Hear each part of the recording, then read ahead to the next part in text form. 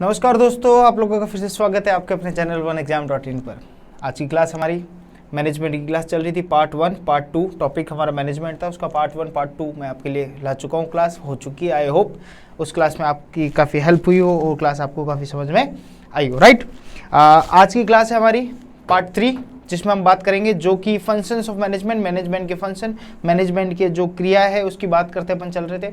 और इस फंक्शन में 5 तरह के फंक्शन मैंने आपको बताए थे लास्ट क्लास के अंदर। मैनेजमेंट के प्लानिंग, ऑर्गेनाइजिंग, डायरेक्टिंग, स्टाफिंग और कंट्रोलिंग, राइट। इस तरीके के आपके कितने थे? 5 फंक्शन थे किसके? मैनेजमेंट के। एक एक फंक्शन को अपन देखते हुए चलेंगे, एक एक फंक्शन को समझते हुए चलेंगे, ठीक है। नोट्स काफ़ी कुछ है उस चीज़ों में, लेकिन अपन उनको जितना हो सके अच्छी तरीके से पढ़ते हुए चलेंगे, राइट। हिंदी इंग्लिश के नोट्स अवेलेबल है। उसके साथ साथ प्लानिंग 5 फंक्शन यानी मैनेजमेंट का जो मैं 4 पार्ट में लाने की कोशिश कर रहा हूँ, उसके अंदर मैनेजमेंट और उसके 5 फंक्शन के बारे में बात कर चुका हूँ, राइट। मैंने उसके चलेंगे, 2 पार्ट आ चुका है, 2 पार्ट और आज की क्लास के बाद ये तीसरा पार्ट हमारा, उसके बाद स्टार्ट हो जाएगा, राइट। तो शुरू करें बिना विलंब किए, बिना देर किए। चलो आज की क्लास शुरू करते हैं हम अपनी। ओके, लास्ट यहाँ तक हुआ था, ये 5 पार्ट थे हमारे मैनेजमेंट के जो हम पढ़ रहे थे, राइट। अब यहीं से स्टार्ट कर लेते हैं, अपन आगे की बात स्टार्ट कर लेते हैं और आज का पहला पार्ट लेते हैं, पहला फंक्शन लेते हैं, इसका स्टार्ट करते हैं। प्लानिंग, जिसको हिंदी में क्या बोला जाता है? नियोजन। क्या बोला जाता है? नियोजन, ठीक है। ये नियोजन बोला जाता है, जिसको प्लानिंग कहते हैं। ये सबसे फर्स्ट स्टेज है मैनेजमेंट का। जब भी कोई मैनेजमेंट करता है, जब भी कोई मैनेजर मैनेजमेंट करने जाता है, उसका पहला स्टेप होता है, उस ऑर्गेनाइजेशन का पहला स्टेप होता है प्लानिंग करना, नियोजन करना। आपको प्लानिंग करना ही पड़ेगा, बिना प्लानिंग आप आगे के पार्ट्स या आगे के फंक्शन आप कर ही नहीं सकते जी।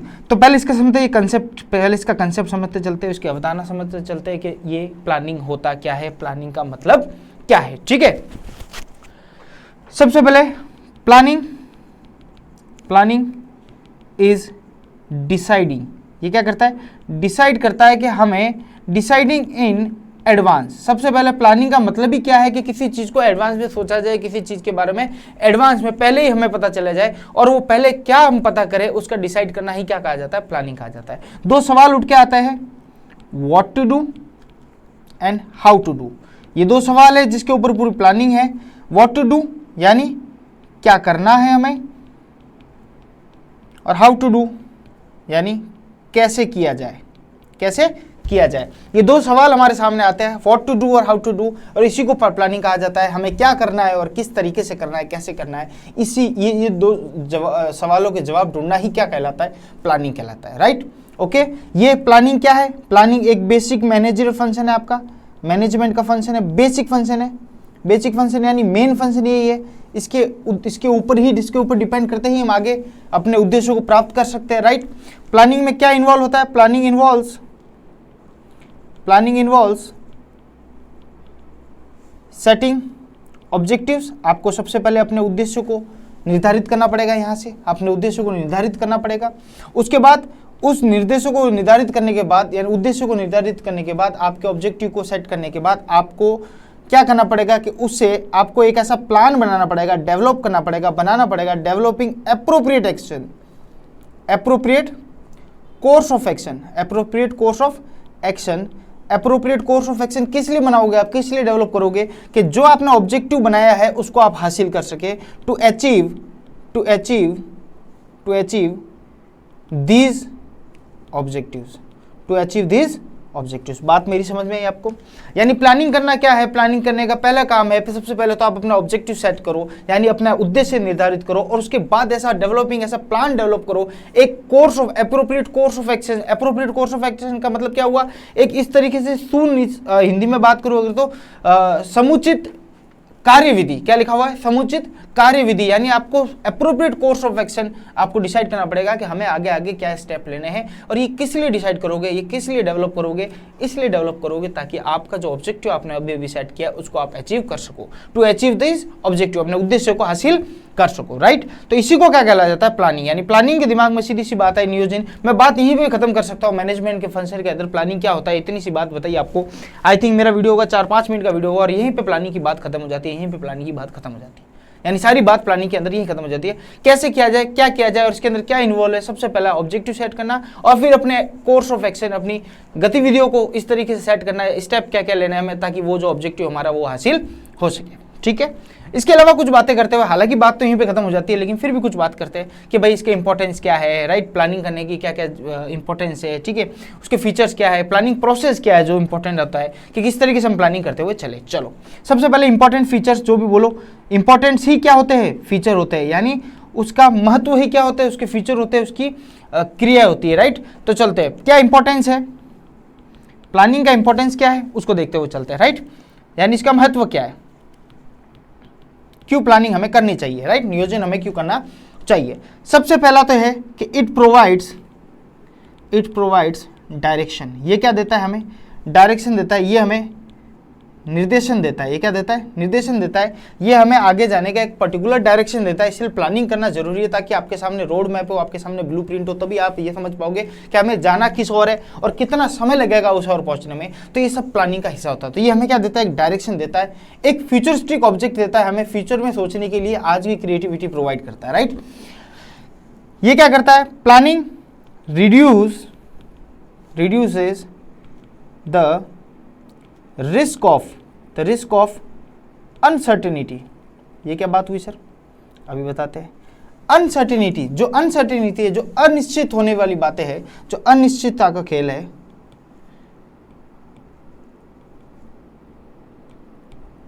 ठीक है, ये चाहे अनिश्चितता, जो अनसर्टेनिटी है, जो अनिश्चित है, आगे फ्यूचर में क्या होने वाला है किसी को नहीं पता। तो प्लानिंग करने से आगे होने वाली अनसर्टेनिटी, अनिश्चितता जो होने वाली आगे, उसके लिए आप क्या कर सको भाई। पहले तो आपको पता नहीं होता होने वाला क्या हो, लेकिन अगर आपकी प्लानिंग अप्रोप्रिएट है और प्लानिंग आपने ये सब बात पहले ही सोच रखी है, तो वो जोखिम जो है, जो रिस्क है, वो क्या हो जाएगा, थोड़ा कम हो जाएगा। पूरा एलिमिनेट नहीं कर सकते, खत्म नहीं कर सकते, लेकिन प्लानिंग के जरिए हम क्या कर सकते हैं, आगे होने वाली कुछ घटनाओं का जोखिम हम पहले से ही, ताकि हम इस तरीके से प्रोविजन बना ले, हम किसी प्रकार का प्रावधान बना के चले कि भाई हमारे पास ये चीज़ होनी चाहिए, कल उठ के ऐसी चीज़ हो जाए तो हम ये रिजर्व प्रॉफिट हमारा, इससे हम हमारा काम चला सके। ये सब प्लानिंग का हिस्सा होता है, राइट। तो प्लानिंग होना महत्वपूर्ण है, जरूरी है, राइट। और क्या फायदे हो सकते हैं इसके, सर इससे ये हो जाएगा कि जो आप वेस्टफुल, जो आपकी वेस्टफुल एक्टिविटीज है, उसको भी आप क्या कर सकते हो, रिड्यूस कर सकते हो। भाई आप प्लानिंग करोगे तो आप ये ध्यान रखोगे, प्लानिंग करने के पहले ही आप ये चीज़, काफ़ी चीज़ों पे सोचोगे, आप काफ़ी बिंदुओं पे, काफ़ी पॉइंट्स पे आप बातें करोगे, सोचोगे प्लानिंग करते समय, तब आपको समझ में आएगा कि इस पॉइंट पे, इस जगह पे हमारा काम थोड़ा वेस्टफुल एक्टिविटी होने वाली है। दैट मीन्स वो एक्टिविटी जो आपके कार्य में कहीं पर भी आपको प्रॉफिट नहीं दे रही है, कहीं पर भी आपको फायदा नहीं दे रही, तो उन कार्य और उन एक्टिविटी को क्या कहा जाता है, वेस्टफुल एक्टिविटी।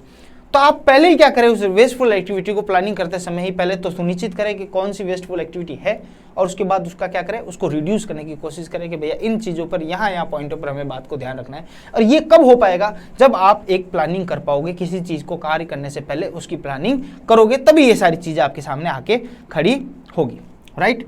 ओके सर, यहाँ तक हमें बात समझ में आई, बिल्कुल। और क्या है, कुछ पॉइंट लिखते हैं। और इसका प्लानिंग करने का सबसे प्लस पॉइंट क्या पता है, हम पूरी प्लानिंग करेंगे और हमारा फोकस क्या रहेगा, फोकस ऑन हमेशा क्या रहेगा, अचीविंग ऑब्जेक्टिव। हमारा पहला और लास्ट फोकस ही क्या रहेगा, हमें हमारे ऑब्जेक्टिव को, हमारे उद्देश्य को हमें अचीव करना है, और हमारा जो केंद्र बिंदु है वो लक्ष्य प्राप्ति रहेगा, और हमें अपने लक्ष्य को प्राप्त करना है, यही हमारा उद्देश्य रहेगा। तो ये एक अच्छी बात है, प्लानिंग से फायदा ये रहेगा कि आप इधर उधर अपने उद्देश्य को भटकाओगे नहीं, और इधर उधर आपका काम नहीं जाएगा, काम एक सटीक लाइन में जाएगा, क्योंकि आपका शुरू से लेकर एंड तक मोटिव क्या होगा, प्लानिंग बनाते समय मोटिव क्या होगा कि अपने लक्ष्य को प्राप्त करना है, और सारे काम वही करोगे जो लक्ष्य को प्राप्ति के लिए काम किए जा सकते हैं, ठीक है। और एक और बात ध्यान रखना, it is a continuous process है। ये क्या है, ये कंटिन्यूस प्रोसेस है, ये कभी नहीं रुकने वाला प्रोसेस है। ऐसा नहीं कि स्टार्टिंग में प्लानिंग कर दी, आगे जाके आप प्लानिंग नहीं करोगे। आपको प्लानिंग हर स्टेप पे, हर स्टेज पे प्लानिंग करते रहना पड़ेगा, हर स्टेज पे आपको प्लानिंग करनी ही पड़ेगी, राइट। तो प्लानिंग की इतनी सारी बातें की अपने, इतने सारी इंपॉर्टेंस की, और भी सारी इंपॉर्टेंस है इसके रिलेटेड, वो आप नोट्स के अंदर पढ़ लेना। और मोस्ट इंपॉर्टेंट ये है जो मैंने आपको बताते हुए चला, राइट, ठीक है। अब आगे चलते हैं, जो सबसे इंपॉर्टेंट पार्ट है हमारा, वो है प्लानिंग प्रोसेस। क्या है, प्लानिंग प्रोसेस, यानी प्लानिंग करते समय हमें प्लानिंग प्रोसेस में क्या क्या स्टेप्स का ध्यान रखना है, किस तरीके से प्लानिंग का प्रोसेस होगा। तो पहली चीज तो मैंने डेफिनेशन में बता दी कि प्लानिंग का पहला काम क्या है, नियोजन का पहला ही काम क्या है, अपने लक्ष्य को निर्धारित करें, तो अपने ऑब्जेक्टिव निर्धारित करें। तो स्टेप नंबर 1 तो क्या आपके सामने, आपको खुद को ही पता है क्या, सेटिंग ऑब्जेक्टिव। क्या है, सेटिंग ऑब्जेक्टिव। सीधी सी बात है, किसी चीज़ को प्लानिंग करने जाओगे तो सबसे पहले आपके सामने क्या होना चाहिए, कोई ऑब्जेक्टिव तो होना चाहिए, उसी को तो हासिल करोगे तभी तो आपका लक्ष्य प्राप्त, यानी आपका जो कार्य है, जो प्रोसेस है वो पूरा होगा। तो सबसे पहला स्टेप है सेटिंग ऑब्जेक्टिव, यानी ऑब्जेक्टिव आपको अपना सेट करना है कि जो प्लानिंग बनाने जा रहे हो वो प्लानिंग का मेन उद्देश्य क्या है, वो उद्देश्य आपका सेट होना चाहिए, ठीक है। दूसरी बात आपको क्या करना पड़ेगा, developing developing premises. Premises develop करने का मतलब क्या हुआ, आपको वो सारे आधार जो स्ट्रक्चर, अगर प्रीमाइसेस बोलूँ तो मैं स्ट्रक्चर बोल सकता हूँ और हिंदी में बोल सकूँ तो मैं आधार बोल सकता हूँ। यानी खाली आपको ऑब्जेक्टिव सेट करने से काम नहीं चलेगा, आपको उस ऑब्जेक्टिव पहुँचने के लिए अपना आधार भी बनाना पड़ेगा। आधार बनाना पड़ेगा मतलब अपना एक स्ट्रक्चर बनाना पड़ेगा। आपको ये सोचना पड़ेगा कि भाई उस ऑब्जेक्टिव तक हमें पहुँचने के लिए किस आधार, किस जरिए का हम यूज ले, तो अपना एक आधार डेवलप करना पड़ेगा आपको। जैसे कि अगर आपका ऑब्जेक्टिव है कि मेरी एक बहुत बड़ी कंपनी, मार्केट में मेरी कंपनी का बहुत ज़्यादा शेयर हो, तो ये आपका क्या हो गया, ऑब्जेक्टिव हो गया। आपने प्लानिंग स्टार्ट की तो उस शेयर को हासिल करने के लिए अपने पास इतनी बड़ी मैन्युफैक्चरिंग यूनिट तो होनी चाहिए, इतना बड़ा कैपिटल इन्वेस्टमेंट होना चाहिए हमारे पास, इतना बड़े हमारे पास लोग काम करने वाले होने चाहिए। तो अगर इतना बड़ा हिस्सा, अगर मैं बोलता हूँ मेरा सबसे बड़ा हिस्सा मार्केट में मेरी कंपनी का होना चाहिए, तो उसके पीछे कोई आधार भी होना चाहिए। अगर आधार नहीं है तो दूसरा स्टेप ही आपका क्या है, उस प्लानिंग को हासिल करने के लिए आपको अपना आधार बनाना पड़ेगा। तो आपको स्ट्रक्चर खड़ा करना पड़ेगा, developing premises, right. Step number 03, तीसरा स्टेप क्या बोलता है, तीसरा स्टेप बोलता है आइडेंटिफाइंग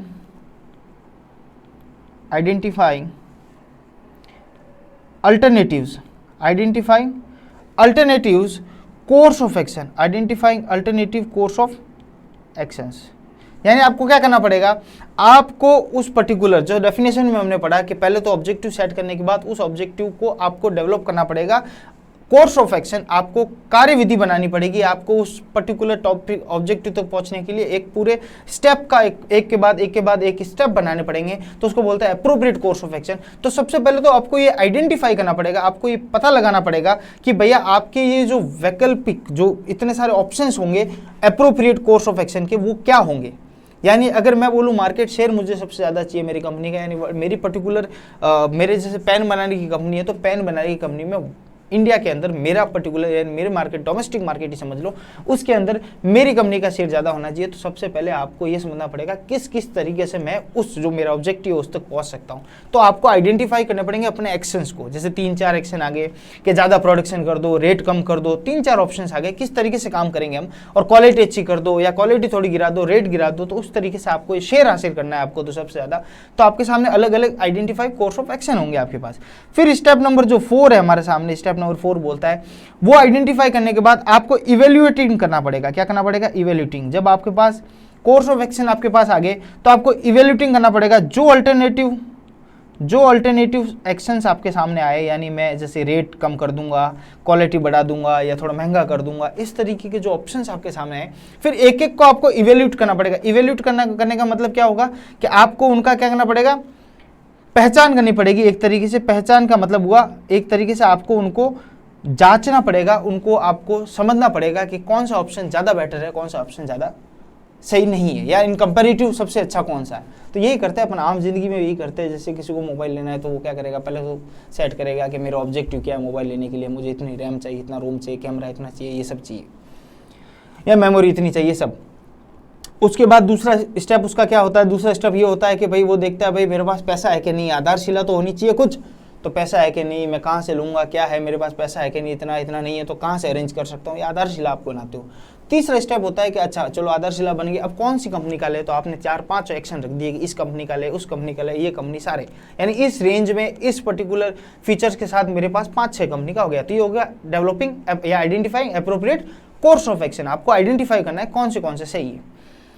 उसके बाद आपके फंड के बाद आप सब ऑप्शन को इवेल्यूट करोगे, आप सब ऑप्शन की पहचान करोगे, सबको मतलब एक डिटेल्ड नॉलेज लोगे सबका कि भाई अच्छा इसमें ये फीचर्स है, इसमें ये कमी है, इसमें ये फीचर ये कमी है, उनको कंपेयर भी करोगे आपस में। ये सब करने के बाद आप बेस्ट ऑप्शन होगा उसको सिलेक्ट करोगे। बिल्कुल सर, ये तो हम आम जीवन में करते ही है। तो 5वां स्टेप ही आपका है कि selecting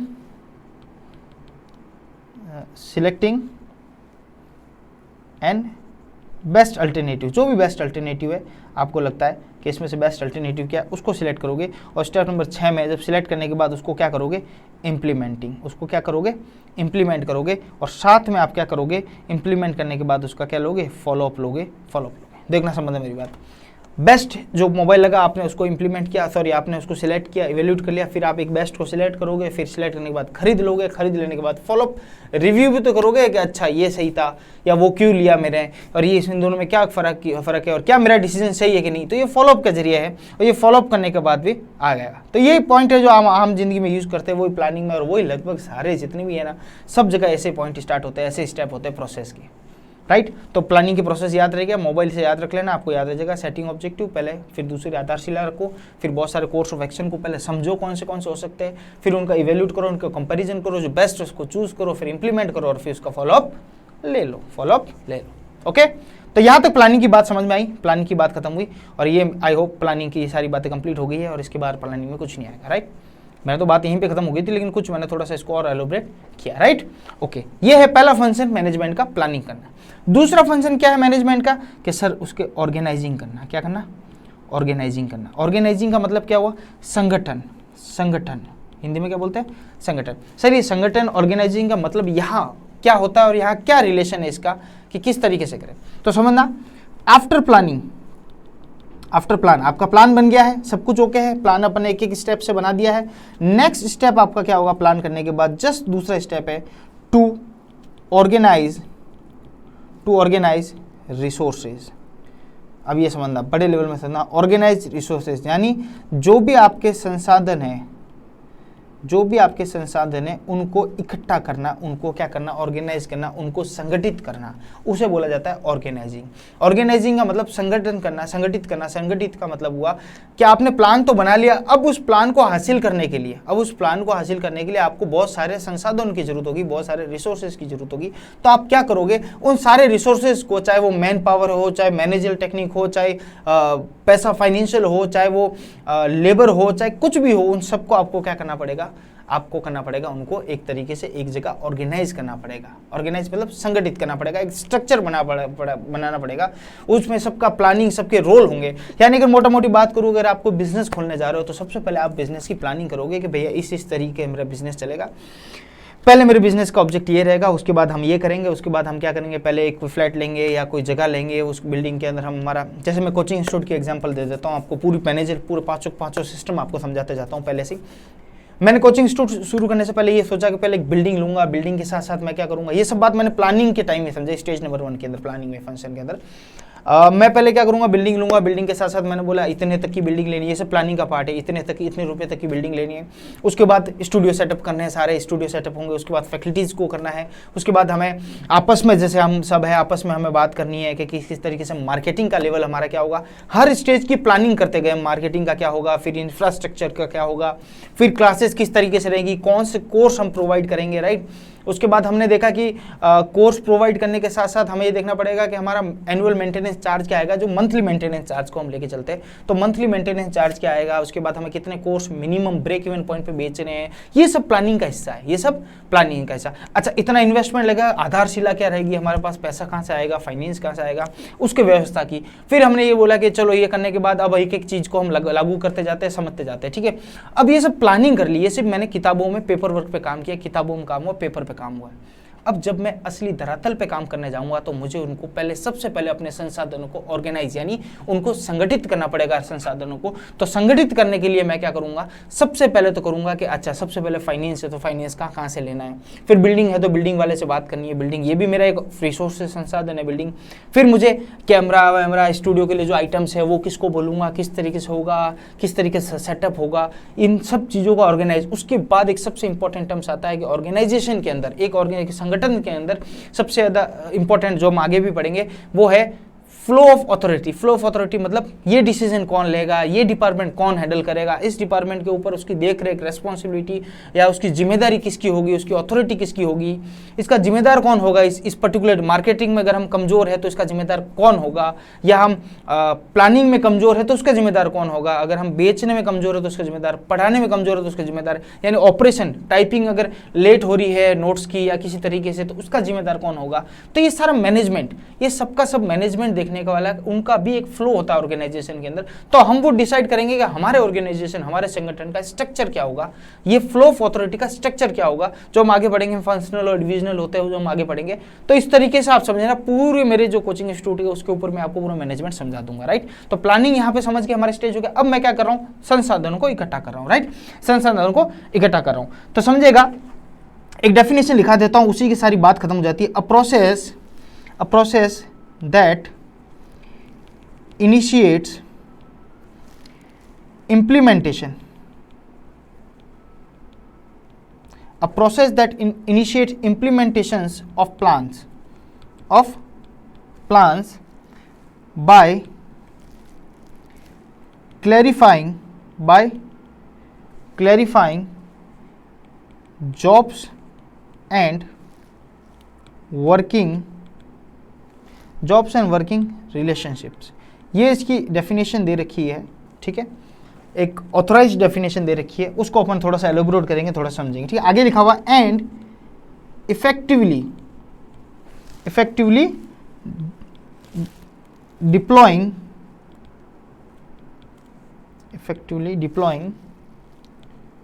resources to attainment of for attainment of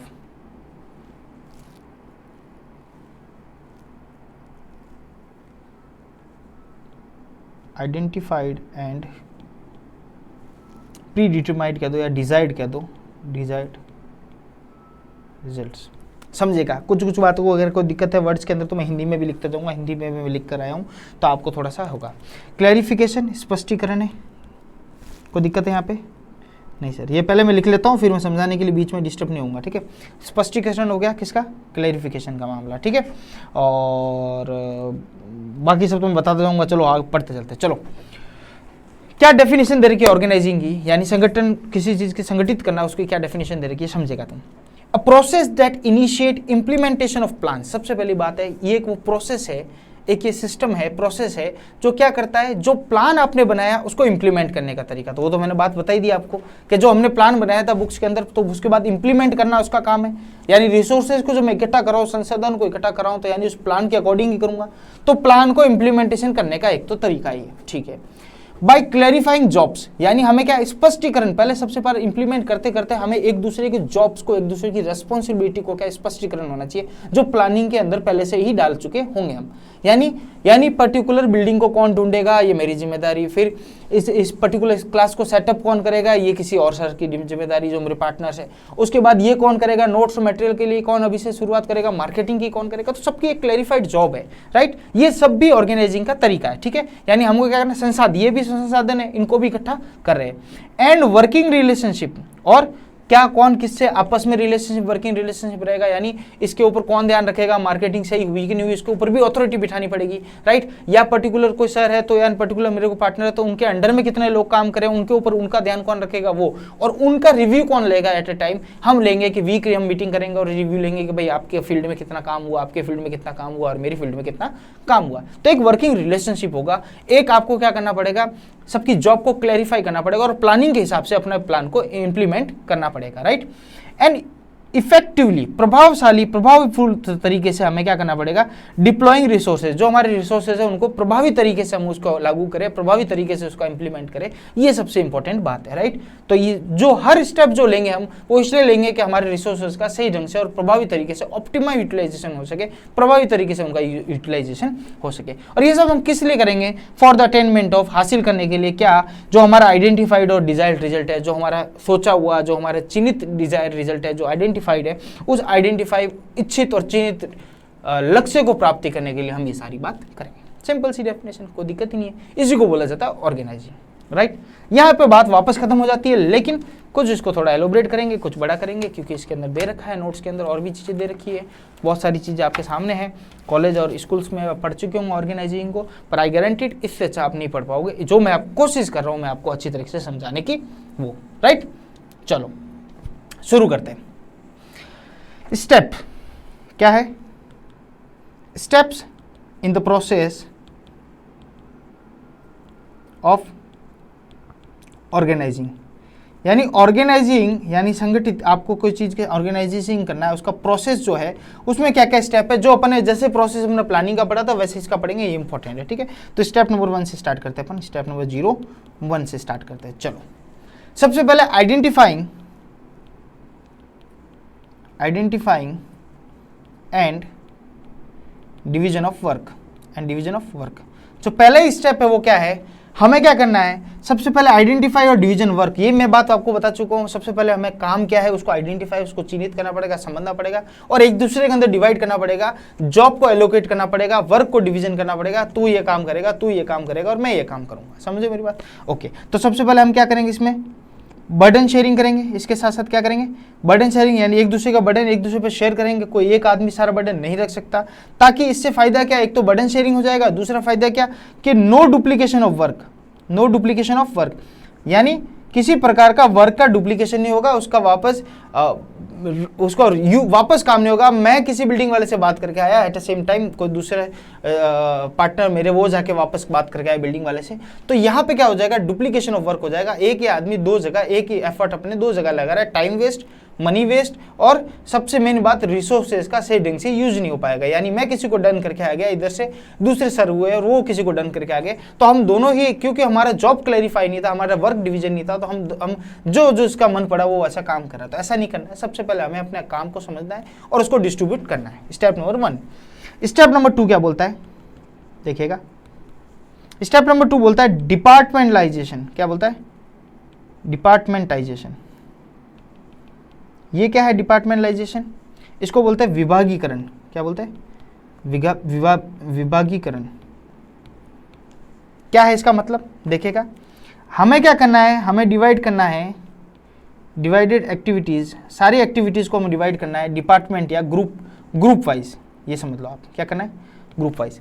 खाली यहाँ पे ये काम नहीं होगा, हमने उसके साथ साथ, जैसे मैंने किसी अपनी दूसरी फैकल्टी को यानी दूसरे सर को मैंने बोला कि भाई आपको ये ध्यान रखना है कि हमें कौन सा कोर्स लॉन्च करना है, तो कौन सा कोर्स लॉन्च करने के साथ साथ उनको एक और डिपार्टमेंट दे दिया मैंने, कोर्स लॉन्चिंग का, दूसरा मार्केटिंग का, देखो मिलता जुलता डिपार्टमेंट है, तीसरा नोट्स टाइपिंग का। यानी पूरे का पूरा एक काम किसको दे दिया मैंने, एक ही आदमी को दे दिया, एक ही बंदे को दे दिया। बोले तुम अपने अंडर आदमी रखो, टाइपिस्ट बिठा दो अपने अंदर मार्केटिंग वाले बंदे बिठा दो और उसके साथ साथ आपको कोर्स बनाना है, ये आपकी जिम्मेदारी है, राइट। तो ये 3 काम आपको क्या कर दिए, एक ही डिपार्टमेंट के बांट दिए। फिर उसके साथ जैसे मेरा काम है, मेरा ज़्यादातर काम मेरे ऑर्गेनाइजेशन में बाहर का ही काम रहता है, यानी पब्लिक डीलिंग का काम मेरा रहता है। पब्लिक रिलेशन ऑफिसर कह दो मुझे, और रिकवरी ऑफिसर कह दो, जो मेरा नाम ये लोग सेव करके रखते हैं, जो मेरे नाम से रिकवरी ऑफिसर से जानते हैं मुझे। यानी जब फिजिकल पढ़ाते हैं तब रिकवरी करने का काम मेरा ही होता था। फिजिकल जब वो पेरेंट्स से माताभची करना होता था, बच्चों को पैसे लेने होते, तो ये सब काम मेरा ही होता था। तो रिकवरिंग ऑफिसर वाला नाम दे रखा है, ठीक है। तो जैसे रिकवरी करनी हो, आपको बाहरी किसी पब्लिक रिलेशनशिप, यानी आपने पेरेंट्स से मीटिंग करनी हो, उनको इन्फ्लुएंस करना हो, उनसे बातें करनी हो, तो ये भी काम मेरा है। बाहरी तत्व, एक्सटर्नल जो भी मैटर्स है वो सारे मैं देखता हूँ। चाहे सोशल लाइफ को मेंटेन करना है तो वो मैं देखता हूँ, राइट। उसके साथ बाहरी जैसे किसी बिल्डिंग वाले से डील करनी है, एग्रीमेंट करने हैं, डीड बनानी है, मतलब कुछ भी XYZ जो बाहरी तत्व जितने भी है ना, वो सारे के सारे मैं हैंडल करता हूँ। तो एक मेरा डिपार्टमेंट है, मेरा डिपार्टमेंट फिक्स है कि भैया मुझे इस चीज़ को समझना है। यानी बाहरी में जो चीज़ें आ जाए, जैसे अगर मार्केटिंग करनी है और इंटरनल मार्केटिंग, ऑनलाइन मार्केटिंग का सिस्टम है, तो कोई दूसरा सर देखेंगे, फैकल्टी देखेंगे जो स्पेशलाइज्ड है इसके अंदर। लेकिन जहाँ अगर मुझे होर्डिंग्स और इस तरीके से, पहले हम लगाते थे होर्डिंग्स और इस तरीके से, तो वहाँ देखनी है तो मुझे एजेंसी वाले से बात करनी है, या मार्केटिंग न्यूज़पेपर वाले से बात करनी है, मीडिया वाले से बात करनी है, तो ये सारी मैं करूँगा कि वहाँ डीलिंग की बात होगी। तो ये डिपार्टमेंट अलग है। हालांकि मार्केटिंग का पार्ट मेरे डिपार्टमेंट के अंदर भी आ रहा है, लेकिन क्या हो रहा है कि हमने क्या कर दिया, डिपार्टमेंट को इस तरीके से बांट दिया कि विभाग को मार्केटिंग हिसाब से नहीं बांटा, हमने किस हिसाब से बना कि कौन किस काम में परिपक्व है, कौन स्पेशलाइज्ड है जिस काम है, उस काम के हिसाब से हमने डिपार्टमेंट मांग लिया, ठीक है। जैसे कि पढ़ाने वढ़ा में और ये सब चीज़ों में जो नोट्स है और इन चीज़ों में सारी दूसरी चीज़ों से मैनेजमेंट में एक फैकल्टी को रख दिया। उसके बाद दूसरे मेरे जो पार्टनर है वो क्या करते हैं, ज़्यादातर ये सब ऑनलाइन मार्केटिंग से लेकर जो भी टेक्निकल फील्ड है वो सारे वो देखते हैं। उसके साथ साथ तीसरी बात जो मैं करता हूँ, जो मैंने आपको बता चुका हूँ, ये सारे काम। तो हमने डिपार्टमेंट को इस तरीके से विभागीकरण कर दिया, डिपार्टमेंटलाइजेशन कर दिया। तो इससे क्या हुआ, ग्रुप वाइज हमने काम को बांट दिया। तो काम क्या हो गया, छटनी होगी और अपने स्पेशलाइज्ड जॉब के हिसाब से छटनी होगी, तो किसी को कोई दिक्कत वाली बात भी नहीं है, ठीक है। स्टेप नंबर 3 क्या करना है आपको, स्टेप नंबर 3 में करना है आपको असाइनमेंट ऑफ ड्यूटीज। अब जब सब काम आपने बांट ही दिया कौन किस में एक्सपर्ट है, तो अब उसको ड्यूटीज बांट दो, यानी उनकी जॉब पोजीशन बता दो कि भैया हाँ अब आपका ये काम है, आपकी ड्यूटीज ये है, अब इससे रिलेटेड जो भी काम होगा वो आप देखोगे, ये आपकी ड्यूटी है, आपका दायित्व और आपको देखना है, ठीक है। यानी आपने क्या कर दिया, आपने जॉब पोजीशन कर दिया, आपने वर्क को एलोकेट कर दिया, वर्क को बांट दिया, ठीक है, वर्क को एलोकेट कर दिया, वर्क को बांट दिया, इस तरीके के सारे काम कर दिया आपने, जिससे क्या हुआ, आप डिपार्टमेंट बन गया, आदमी के सबका वर्क डिवीजन हो गया। तो अब आप सिर्फ काम बांटने और काम आप बांट लोगे, उसके बाद तीसरे स्टेप में कोई इशू नहीं आएगा। चौथा स्टेप बोलता है आपको क्या करना है, एस्टेबलाइजिंग रिपोर्टिंग रिलेशनशिप। अब आपको मैंने जैसे बोला ना, वीकली हम बैठेंगे आपस में, वीकली हम बात करेंगे, सारी बातें मैं कह चुका हूं, वीकली अपन बैठेंगे, वीकली बातें करेंगे। ये क्या है, ये रिपोर्टिंग रिलेशनशिप है। यानी मैंने मेरी फील्ड में क्या काम किया, इसकी रिपोर्टिंग मैं किसको दूंगा, यानी मैं भी तो किसी को रिपोर्टिंग करूंगा ना। तो हम क्या करते हैं, जैसे हमारा डिपार्टमेंट लगभग हमारे अथॉरिटी और रेस्पॉन्सिबिलिटी क्या है, लगभग समान है, तो हम एक दूसरे को रिपोर्टिंग करते हैं। और जब ऐसा लगता है कि हमारे ऊपर भी कोई सुपीरियर है यार, हमारे नीचे जो लोग हैं जो काम कर रहे हैं, वो रिपोर्टिंग किसको करेंगे, जैसे कोई टाइपिंग वाला बंदा है या किसी प्रकार का कोई बंदा है, तो वो रिपोर्टिंग करेगा, जो पर्टिकुलर फैकल्टी उसको हैंडल कर रही है, तो वो उन सर को रिपोर्टिंग करेगा कि सर टाइपिंग में आज इतना काम हुआ, इस तरीके से। मार्केटिंग वाला बंदा है तो मुझे रिपोर्टिंग करेगा, सर आज मार्केटिंग में हमने ये किया, इस तरीके से। और जैसे उसको पैसा देना हो, चाहे उसके रिलेटेड कोई भी काम हो, तो ये रिपोर्टिंग फ्रेम वो मुझे करेगा, और मैं किनको करूंगा, मैं भी तो आपस में करेंगे। तो वीकली हम बैठेंगे, वीकली हम मीटिंग करेंगे और हम बताएंगे मेरी फील्ड में मैंने इतना काम किया है, इतना हो चुका है, इतना पेंडिंग है। फिर दूसरे सर बताएंगे इस तरीके से काम हुआ, तीसरे सर बताएंगे इस तरीके से काम हुआ। तो इस तरीके से हमारा पूरा काम चलता है। इसको बोला जाता है चौथा स्टेप, जो एस्टेब्लिशिंग रिपोर्टिंग रिलेशनशिप। आपको बांटना ही पड़ेगा, ठीक है। यानी उस रिपोर्टिंग रिलेशनशिप में आप ये भी डिसाइड करोगे कौन किससे ऑर्डर लेगा और कौन किसके अंडर में रहेगा। तो यहाँ पे एक शब्द ये भी लिख सकता हूं मैं, आपको ये एस्टेब्लिश करना पड़ेगा कि who has to take order from and to whom he is accountable। क्या मतलब हुआ इसका, यानी ऑर्डर किससे लेगा वो, ये भी इस रिपोर्टिंग फ्रेमवर्क के अंदर पता चलेगा, रिपोर्टिंग रिलेशनशिप के अंदर। और काम करने के बाद वो अकाउंटेबल किसको होगा, यानी जैसे अगर हम बराबर के हैं तो हम क्या करेंगे, एक दूसरे के लिए अकाउंटेबल हो गए, हमें एक दूसरे को बताना पड़ेगा किसने किस फील्ड में कितना काम किया, राइट। तो ये चीज होगी चौथे स्टेप के अंदर। ओके ठीक है सर, यहाँ तक हमें समझ में आया, कोई दिक्कत नहीं। ओके सर ठीक है, अब चलते हैं हम ऑर्गेनाइजेशन स्ट्रक्चर के ऊपर। यानी ऑर्गेनाइजेशन होता क्या ये समझ लिया हमने, स्टेप्स क्या, प्रोसेस समझ लिया। अब इसके ऑर्गेनाइजेशन स्ट्रक्चर के ऊपर चलते हैं। स्ट्रक्चर यानी इसका ढांचा क्या है, ढांचे की बात करते हैं अपन, इसके ढांचे की बात करते हैं। ढांचा किस तरीके से काम करता है, किस किस तरीके के ढांचे हो सकते हैं। स्ट्रक्चर ऑर्गेनाइजेशन, एक संगठन का ऑर्गेनाइजेशन का स्ट्रक्चर ढांचा किस किस तरीके का हो सकता है, रेस्पॉन्सिबिलिटी के ऊपर बेसिस होता है, ठीक है। चलो दो तरीके के हमारे सामने, सबसे पहले फंक्शनल। मुख्यतः दो तरीके होते हैं, एक फंक्शनल होता है, एक होता है डिविजनल। एक होता है डिविजनल स्ट्रक्चर, एक होता है फंक्शनल, एक होता है डिविजनल। फंक्शनल को हम क्या बोलते हैं, अगर हिंदी में बोलना चाहूँ तो मैं क्या बोल सकता हूँ इसको कार्यात्मक ढांचा, ठीक है। और इसको बोल सकता हूँ मैं प्रभागी, ठीक है, प्रभागी ढांचा, ये प्रभागी ढांचा, ठीक है। ठीक है सर, समझ में आ गया। अब एक एक समझते हैं, पहले फंक्शनल को समझते हैं। फंक्शनल किस तरीके, ये सिंपल से ज्यादातर यूज होता है, ये ज्यादातर यूज होता है। इसमें क्या किया जाता है, इसमें किया जाता है grouping of job of similar nature under functionals. क्या किया जाता है, जो सिमिलर नेचर के जॉब है उनको एक फंक्शन के रूप में उनका ढांचा बना दिया जाता है। भाई आपका ये कार्य रहेगा, जैसे मैंने बोला मेरा ये कार्य रहेगा, तो फंक्शनल के हिसाब से अपने अपने कार्य के हिसाब से हम क्या कर लेते हैं, उसको बांट लेते हैं, राइट। यानी इसमें क्या होता है, जितने भी डिपार्टमेंट है, यानी all department report to a coordinator, coordinating head. यानी यहाँ पे क्या होता है, मैं बना के दिखा देता हूँ आपको। ये है जैसे मैनेजिंग डायरेक्टर MD, इसके नीचे आ गया HR, कौन आ गया, ह्यूमन रिसोर्सेज वाला। इसके नीचे आ गया मार्केटिंग, कौन आ गया, मार्केटिंग वाला।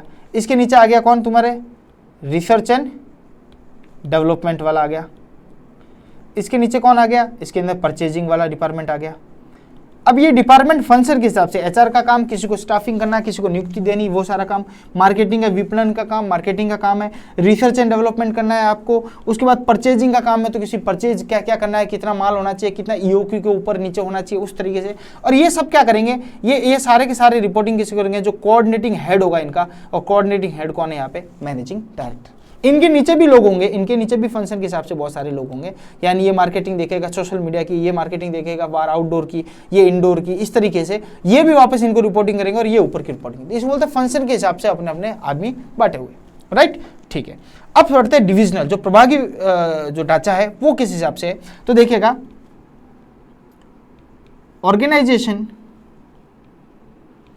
organizational structure comprises of separate business unit. ये क्या करता है, एक सेपरेट बिजनेस यूनिट बना लेता है, एक इकाई बना लेता है। क्या बना लेता है, इकाई, बिजनेस इकाई बना लेता है। या उसको हम कह सकते हैं इकाई कह दो, या कह सकते हो डिविजन्स कह सकते हो, इसलिए इसका नाम क्या पड़ता है, डिविजनल स्ट्रक्चर पड़ता है। ये एक डिवीजन बना देता है। कैसे बनाता है जरा समझिएगा, यहाँ पे नीचे की तरफ बना रहा हूँ, ठीक है, ताकि आपको समझ आए। जैसे ये बैठे हमारे एमडी साहब, एमडी साहब बैठे, एमडी साहब के नीचे कौन आया, एमडी साहब के नीचे जैसे कॉस्मेटिक्स आइटम आई, यहाँ पे आई गारमेंट्स, यहाँ पे आए फुटवेयर्स,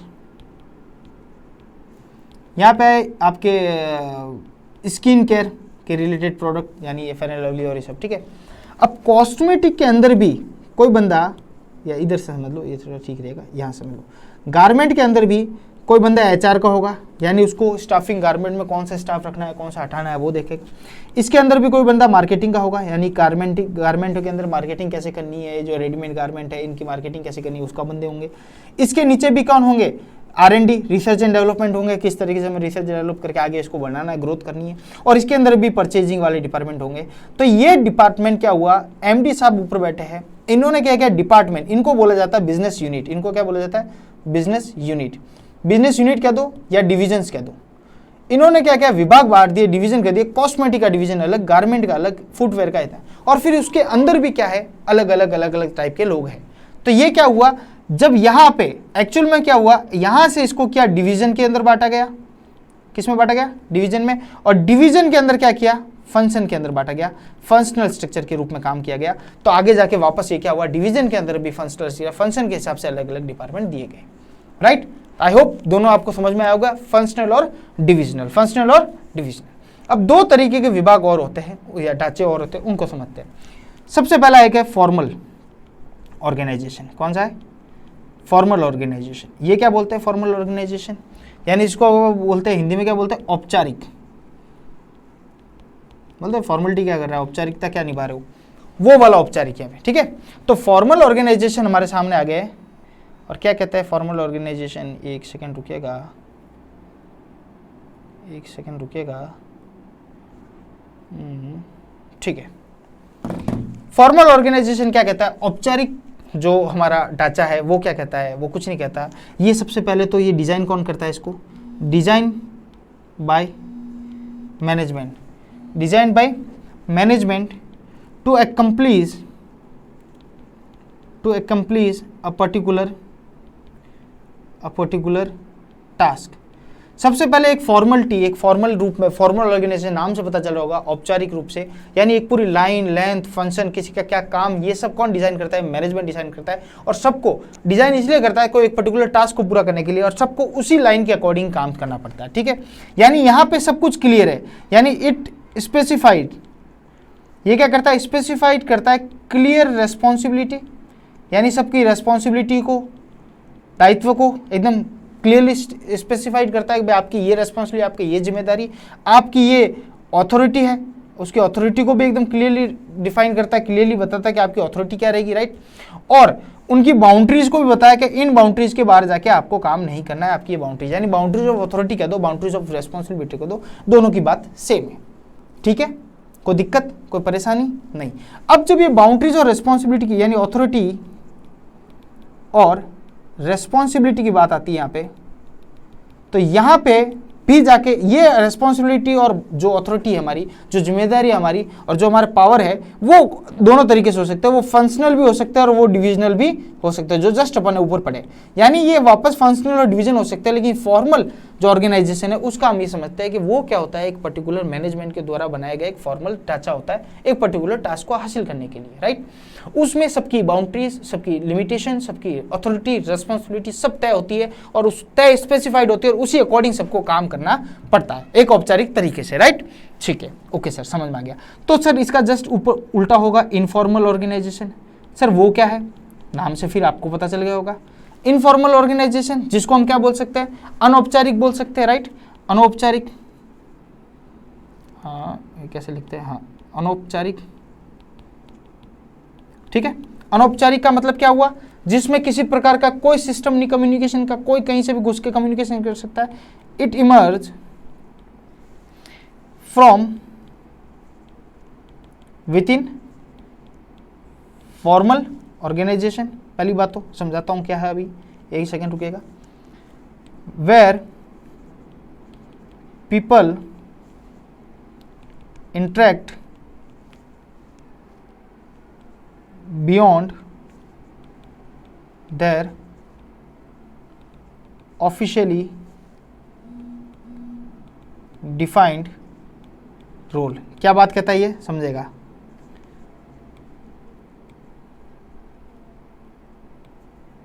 क्या कहता है ये, it emerge from within formal organization. ये किससे होता है, फॉर्मल ऑर्गेनाइजेशन से होता है। कैसे, देखो औपचारिक तरीके से ऑर्गेनाइजेशन मैनेजमेंट में सारा सिस्टम तो बना दिया, लेकिन जब वो आपस में बात करते हैं तो एक तरह से फ्रेंडली नेचर में बात करते हैं, बिना कोई ऑफिशियली बात करते, एक दूसरे से गप्पे मारने हो गए, या कोई काम बताना हुआ कि भाई तू मेरे डिपार्टमेंट का 2 मिनट तू वहाँ जा ही रहा है तो मेरा काम भी लेटर वहाँ पहुँचा के आ जाना। इस तरीके से जब मैनेजर आपस में बात करते हैं अनऑफिशियली, तो ये क्या हो गया, ये हो गया इनफॉर्मल ऑर्गेनाइजेशन। जो क्या होता है, फॉर्मल ऑर्गेनाइजेशन के अंदर ही होता है लेकिन आपस में होता है, उनके काम तो फॉर्मली करना है लेकिन आपस में वो इनफॉर्मली होते हैं, तो इसे बोला जाता है इनफॉर्मल ऑर्गेनाइजेशन। ठीक है, सबसे पहली बात, इसमें किसी प्रकार का नो रिटन रूल्स, यहां पे कोई रिटन रूल्स नहीं होते।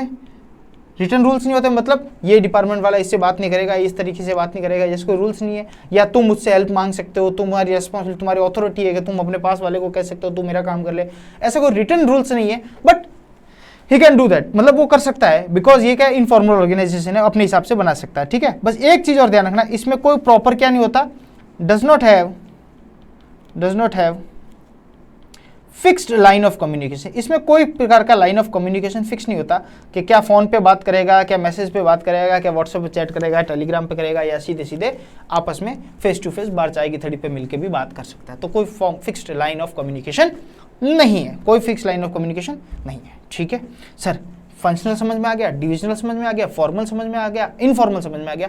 और क्या हो सकते हैं, और 2 प्रकार के और हो सकते हैं जो मैं आपको बताता हूं। वो क्या है, एक है डिसेंट्रलाइजेशन और दूसरा है सेंट्रलाइजेशन। डिसेंट्रलाइजेशन और centralisation.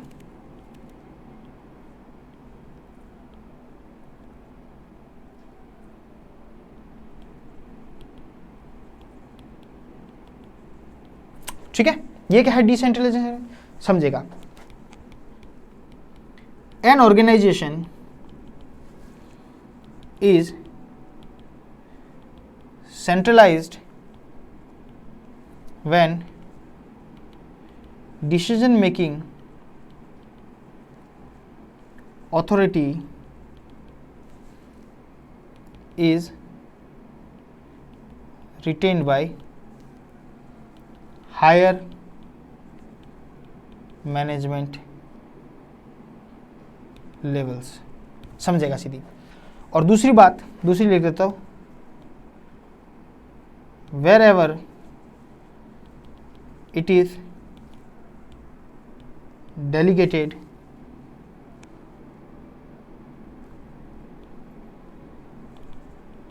decentralized when such authority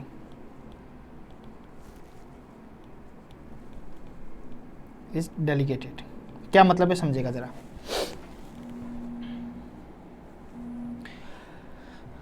centralisation और डिसेंट्रलाइजेशन का मतलब क्या है? जब ऑर्गेनाइजेशन सेंट्रलाइज होता है when decision making authority is retained by higher management level, जब हायर मैनेजमेंट लेवल के पास सारी अथॉरिटी जब उसके पास रिटेन हो जाती है तो इसको बोलते हैं सेंट्रलाइज्ड, ठीक है। और डिसेंट्रलाइज का मतलब हो गया जब वो अथॉरिटी क्या होते हैं, डेलीगेटेड हो जाती है। डेलीगेट का मतलब नीचे आप क्या कर सकते हो, विभागों में बांट देते हो, ठीक है। डेलीगेट को सबसे पहले समझते हैं, फिर वापस इस पे आते हैं। तो देखना डेलीगेशन का मतलब क्या होता है। डेलीगेशन का मतलब होता है आपके सामने अंतरण, जिसको हिंदी में क्या बोलते हैं, अंतरण, ठीक है। क्या मतलब होता है, डाउनवर्ड ट्रांसफर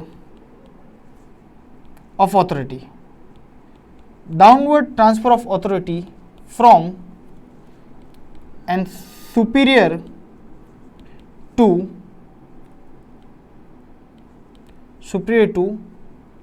अ सबऑर्डिनेट, समझेगा।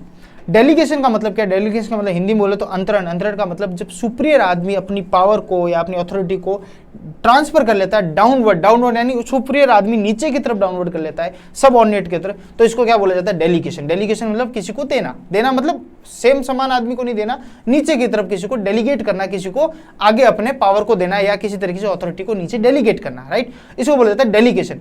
और जब डेलीगेशन किसी को नीचे दे दिया जाए तो इसको बोला जाता है डिसेंट्रलाइजेशन। क्या बोला जाता है, डिसेंट्रलाइज। अगर वो अथॉरिटी अपने पास ही रखे, यानी अथॉरिटी का डेलीगेट कर दे, अगर नीचे दे दे तो डिसेंट्रलाइजेशन। अगर अथॉरिटी अपने पास ही रख ले हाई लेवल मैनेजमेंट, तो वो कहलाएगा सेंट्रलाइज। यानी सारा का सारा पावर बैकअप का होगा, यहाँ होगा सेंटर के अंदर, और यहाँ से सारी चीज मेंटेन हो रही है, तो ये क्या होगा, सेंट्रलाइजेशन।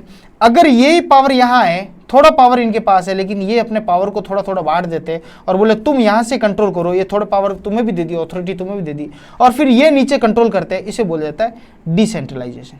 इसे बोलता है डिसेंट्रलाइज। सिंपल सी बात, कोई तरह की प्रॉब्लम नहीं होनी चाहिए।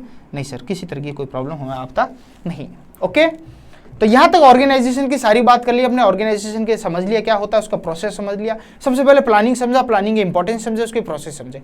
फिर ऑर्गेनाइजेशन समझा, ऑर्गेनाइजेशन की प्रोसेस समझा। फिर हमने कितने प्रकार ऑर्गेनाइजेशन होते हैं, फंक्शनल, डिविजनल समझा, और फॉर्मल, इनफॉर्मल समझा, और सेंट्रलाइज, डिसेंट्रलाइजेशन समझा, और उसके साथ साथ हमने डेलीगेशन को भी समझते हुए चला, ठीक है। एक छोटी सी चीज रहेगी बीच में, वैसे मैंने छोड़ी हुई थी लेकिन लिखा देता हूँ एक बार, 2-3 पॉइंट है, देख लेना, फिर नोट्स में लिखे हुए। इंपॉर्टेंस क्या है, इंपॉर्टेंस ऑफ ऑर्गेनाइजिंग, यानी संगठन, ये संगठन करना है, इसका इंपॉर्टेंस क्या है, इंपॉर्टेंस समझेगा। आपको पता ही है क्या तरीके इंपॉर्टेंस है। सबसे पहले तो स्पेशलाइजेशन हो जाता है, इसकी वजह से क्या हो जाता है, स्पेशलाइजेशन होता है। स्पेशलाइजेशन यानी जब आप जॉब किसी को अपने अपने फंक्शन के हिसाब से जॉब को बांटोगे तो वो स्पेशलाइज हो जाएगा। जैसे मैंने कहा कि मैं बाहरी काम के लिए, पब्लिक रिलेशन के लिए एक स्पेशलिस्ट पर्सन हूँ हमारे अंदर, तो वो स्पेशलाइजेशन हो गया। तो वो काम जो मुझे दिया गया उसको मैं और अच्छी तरीके से करूंगा क्योंकि मेरे फंक्शन के हिसाब से दिया गया, तो ये स्पेशलाइजेशन हो गया। दूसरा क्या हो गया, दूसरा क्लैरिटी आ जाती है वर्किंग रिलेशनशिप के अंदर। किसके अंदर, वर्किंग रिलेशनशिप के अंदर क्लैरिटी आ जाती है। एक दूसरे, मैंने नहीं बोला एक आदमी 2 बार जाएगा फिर अपना टाइम खराब करेगा, मनी वेस्ट करेगा और आपस में उलझेगा भी और कंफ्लिक्ट भी होगा। तो वर्किंग रिलेशनशिप के अंदर क्लैरिटी आ जाती है, भैया मुझे ये काम करना है, ये काम मुझे ही करना है, और मुझे इस काम का अकाउंटेबिलिटी मेरी, या किसी को मुझे रेस्पॉन्स करना था इस काम का, यानी मुझे मेरे काम का किसी को ऊपर हायर अथॉरिटी को बताना है या नहीं बताना है, ये सब क्या होती है पहले ही सारी क्लियर हो जाती है बिकॉज ऑफ ऑर्गेनाइजिंग, राइट। और क्या हो सकता है सर, इसी की वजह से इफेक्टिव एडमिनिस्ट्रेटिव होगा। सर आपका सिस्टम हमने देखा और हमें ऐसा लगता है बहुत अच्छी तरीके से, इफेक्टिव तरीके से आप इस सिस्टम को चलाते हो, तो इसलिए चलाते हैं क्योंकि हमने उसको ऑर्गेनाइजिंग कर रखा है अच्छी तरीके से। तो एक इफेक्टिव एडमिनिस्ट्रेटिव, एक प्रशासनिक जो ढांचा होगा हमारा, वो बहुत ही प्रभावशाली हो जाएगा, बहुत ही इफेक्टिव हो जाएगा। और जो एक्सपांशन, जब भी हमें किसी चीज़ का एक्सपांशन करना पड़ेगा या हमें ग्रोथ करनी पड़ेगी, तो वहाँ पे हमें किसी तरह की प्रॉब्लम नहीं होगी क्योंकि हमारा काम जो हमारे पास है और एक्स्ट्रा काम, एक्सपांशन भी हम ले सकते हैं या ग्रोथ भी कर सकते हैं, राइट।